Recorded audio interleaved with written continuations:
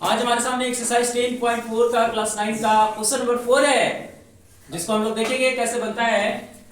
लिखा है यदि एक रेखा दो संकेंद्री वृत्तों को जिसका केंद्र O है, दो संकेंद्री वृत्त, संकेंद्री वृत्त का क्या मतलब है, जिसका एक ही केंद्र हो, इस वृत्त का भी यही वाला केंद्र है O और इस वृत्त का भी यही वाला केंद्र है O, इसी को संकेंद्री वृत्त बोलते हैं।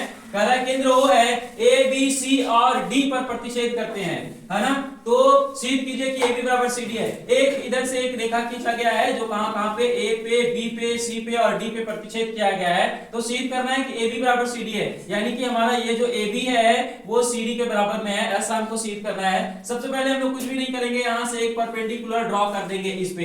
ये एक जीवा हो गया, थोड़ा ध्यान से देखेंगे।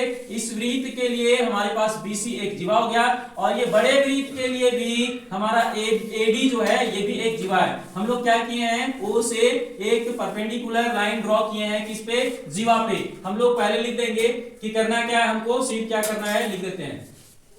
सिद्ध करना है, सिद्ध करना है, ऐसे उधर लिखा हुआ भी है AB बराबर CD, AB बराबर CD, थोड़ा इधर लिख लिए। अब हम लोग कुछ नहीं करेंगे, बस इतना काम करते हैं। क्या करते हैं देख लेते हैं, थोड़ा यहां देखते हैं। जब हम लोग यहाँ पे परपेंडिकुलर ड्रॉ करिए, इसको लिख लेते हैं रचना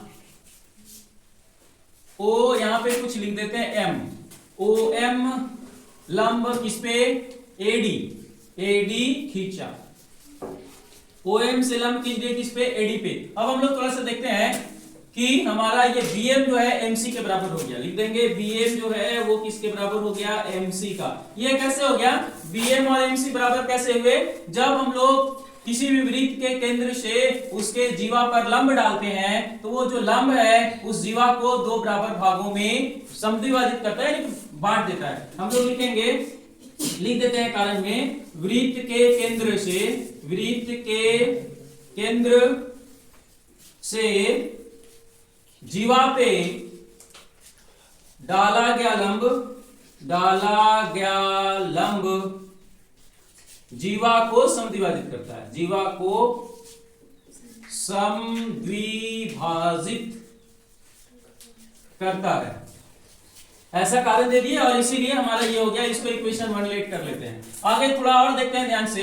अब हमारा OM जो है ये पूरा पे भी तो लंब है, यानी कि ये बड़ा वृत्त के नजरिए से देखेंगे तो ये भी देखेंगे कि हमारा AM जो है वो किसके बराबर हो जाएगा, MD के बराबर, यानी कि हमारा AM जो है वो हो जाएगा MD का बराबर और सेम टू सेम यही वाला रीजन हो जाएगा। इसको इक्वेशन 2 लेट कर लेते हैं। अब इक्वेशन 2 में से इक्वेशन 1 को हम माइनस करेंगे।